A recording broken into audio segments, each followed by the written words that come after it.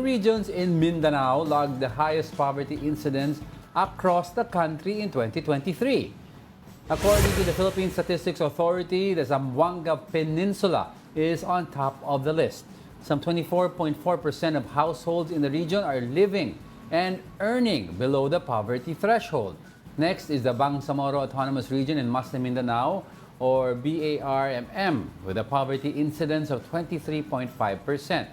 The poverty threshold per family for the Zamboanga Peninsula is at 13,897 pesos per month, while the threshold for BARMM is 12,884 pesos. Okay. Yan, okay. Wow. Poverty incidence, di ba? Sorry kasi yung inaano nila parang mga bandang July yon, sabi nila things are looking up for BARMM. Nagde-decline na daw yung poverty rate at kasi patuloy yung mga investments doon, yung infrastructure, tsaka yung mga tungkol sa agriculture, energy, etc. Pero ngayon, nakita mo naman, July, July sila nagsabi na promising, pero nakita mo naman natin ngayon sa BARMM, mababa pa din yung incidence ng poverty, mataas pa rin yung incidence ng poverty, specifically in Zamboanga Peninsula. Pero I remember watching a short lecture on YouTube way back that some economists are saying you should not measure poverty incidence by percentage. Because percentage counts it, relies on large numbers to form a percentile, di ba? Kasi in essence, poverty should be measured according to number of families affected.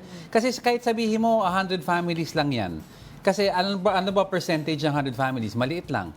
Pero you still have 100 families who are hungry and who are suffering. Then there is still poverty. Totoo. The fight against poverty is failing if that's how you're counting it, by the thousands and the millions. You count At saka, we're not only talking about Zamboanga, BARMM, but also yung yesterday, pinag-usapan din natin, diba? As a whole, as a country, na talagang maraming nagalit doon sa pahayag nga ng NEDA, na sinasabi nila, kailangan kasi update pa ito na 64 pesos okay. nga daw. Kahit sabihin mo nga kailangan i-update it, hindi outdated yung number. But the mere fact na 1 peso spells the difference between somebody who is in the poverty threshold or not, that is also unacceptable. Isipin mo, 20 pesos, poverty level ka, pero pag nasa 22, 23, hindi na. Hindi na. Wow. Kaya madami talagang nag-react dyan. Pero naglabas nga ulit ng statement ang NEDA May saying recomputing. na nililinaw nila, na hindi nito dinidikta kung magkano ang dapat gastusin ng isang pamilya para sa pagkain at hindi rin ito pamantay ng budget ng isang pamilya. So sinasabi nila na itong statistics na binigay nila ay base lamang doon sa bisa ng mga patakaran at programa ng pamahalaan. I think But, sinasabi, yung pagbibigay nila ng mga low threshold, may mga severe implications daw yan Number one would be yung baseline, determination ng baseline ng wage natin, sabihin ng ng government pag ganito lang pala yung hindi ramdam di ba? So, wag natin taasan. Yun yung inaano nila na implication din kapag nagbibigay ka ng mga ganyang klaseng statistics.